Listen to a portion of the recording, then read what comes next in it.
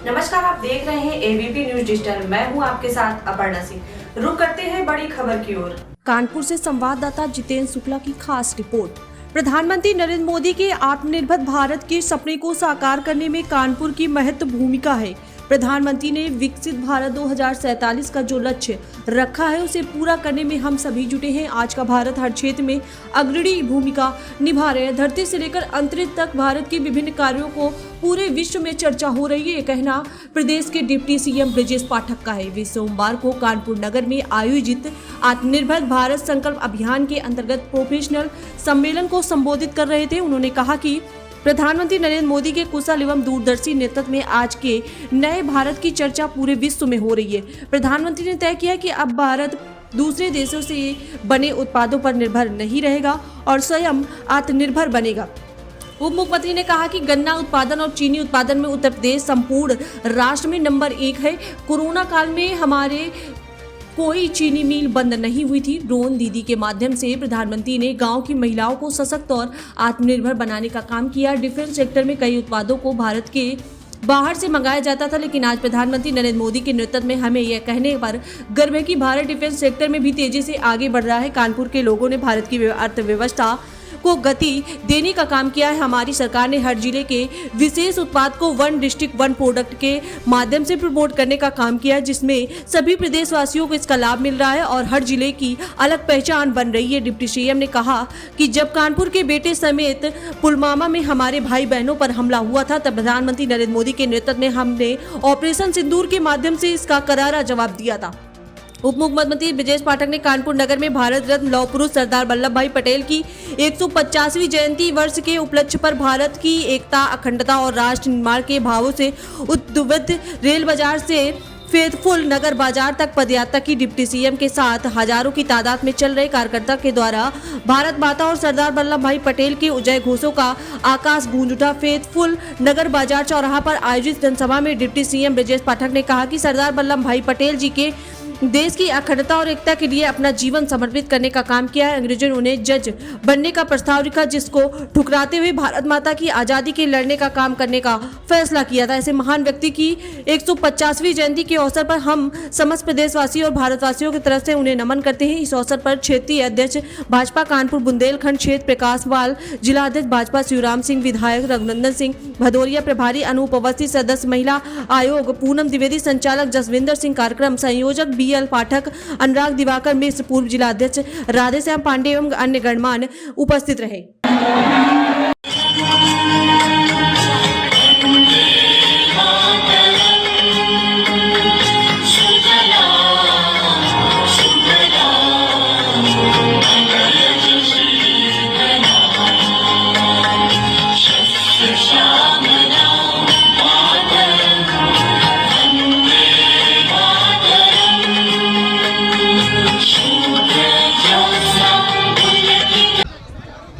बोलो रोल, बोलो भैया रोल। आज कानपुर में आत्मनिर्भर भारत अभियान के तहत संगोष्ठी की कार्यशाला, इसके अलावा सरदार वल्लभ भाई पटेल जी की 150वीं जयंती के अवसर पर रन फॉर यूनिटी के कार्यक्रम में शामिल होने के लिए हम लोग कानपुर पहुंचे हैं।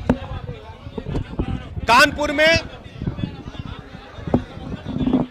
आत्मनिर्भर भारत पर कार्यशाला में आए हुए अपने सभी भाई बहनों के साथ साथ अपने क्षेत्रीय अध्यक्ष आदरणीय प्रकाश पाल जी का, अपने जिलाध्यक्ष जी का, अपने जनप्रतिनिधिगण का, माननीय विधायक जी का, अपने सभी पार्षदगण का, अपने सभी पार्टी के पदाधिकारियों का बहुत बहुत आभार प्रकट करता हूं। माननीय प्रधानमंत्री नरेंद्र मोदी जी के मार्गदर्शन में जिस ढंग से देश हर क्षेत्र में आगे बढ़ा है, नेतृत्व ने तय किया है कि भारत माता को 2047 में विकसित राष्ट्र के रूप में स्थापित करने के लिए हर क्षेत्र में हमें आत्मनिर्भर बनना पड़ेगा। उसी अनुक्रम में आज कानपुर की कार्यशाला में हम सब एकत्र हुए हैं। कृषि विज्ञान से लेकर अंतरिक्ष विज्ञान तक में भारत ने माननीय मोदी जी के नेतृत्व में बड़ी सफलता हासिल करने का काम किया है। भारत हर क्षेत्र में अपने पैरों पर खड़ा हो, इस कार्यशाला के माध्यम से हम कानपुर के उद्योगपतियों को, व्यवसायियों को, इसके अलावा जो उपभोक्ता, उनसे भी आह्वान करने के लिए आए हैं कि हम दैनिक जीवन में जो भी वस्तुएं उपयोग में लाएं वो भारत में बनी हो, उत्तर प्रदेश में बनी हो, भारत के हमारे जवानों का उसमें पसीना लगा हो, मेहनत लगी हो, ऐसे ही प्रोडक्ट्स को हम खरीदेंगे। और व्यापारियों से मैं अपील करता हूं, ऐसे ही उत्पादों को, ऐसे प्रोडक्ट्स को हम बेचेंगे। जब तक भारत में निर्मित वस्तुएं, उत्तर प्रदेश में निर्मित वस्तुएं हम सब अपने दैनिक जीवन में या अपने प्रोजेक्ट्स में उपयोग में नहीं लाएंगे, तब तक इस अभियान को हम गति देने में तेजी के साथ सफल नहीं हो पाएंगे। इसलिए आत्मनिर्भर भारत अभियान के तहत हम सब भारत में बनी वस्तुओं का उपयोग करेंगे, भारत में बनी वस्तुओं को ही बेचेंगे और खरीदेंगे। सरदार वल्लभ भाई पटेल जी की 150वीं जयंती के अवसर पर रन फॉर यूनिटी के कार्यक्रम में हम पूज्य सरदार जी के जीवन चरित्र पर प्रकाश तो डालेंगे ही, लेकिन सरदार वल्लभ भाई पटेल जी ने आज़ाद भारत के बाद जो बड़ा सपना भारत माता के लिए देखा था, उस संदेश को जन जन तक पहुंचाने का काम करेंगे। उनका जो जीवन चरित्र है उसको जन जन तक पहुंचाने के लिए हम सब आज आपके बीच में आए हैं। ऐसे अवसर पर मैं आप सबका बहुत बहुत धन्यवाद देता हूं। देखिए, आप जानते हैं वंदे मातरम जो गीत है वो राष्ट्र गीत के रूप में लगातार सम्मान पाता रहा है।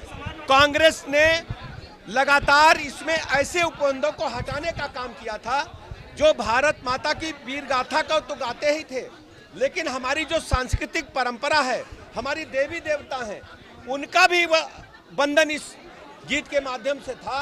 कांग्रेस ने उन बंधों को हटा करके हमेशा भारत की संस्कृति से खिलवाड़ करने का काम किया है, केवल तुष्टीकरण की राजनीति के तहत किया है। जो समाजवादी पार्टी सहित अन्य विपक्षी दल हैं, केवल तुष्टीकरण की, वोट की पॉलिटिक्स की वजह से इस प्रकार का बयान दे रहे हैं। भारतीय जनता पार्टी हमेशा भारत की संस्कृति को, भारत माता को सर्वोच्च मानते हुए अपने सभी कार्यक्रमों को करती है। आप जानते हैं, केवल तुष्टीकरण की पॉलिटिक्स के तहत इस प्रकार का बयान वो लोग देते हैं। उनका जो वंदे मातरम गीत है वो सदियों से लगातार भारत का एक एक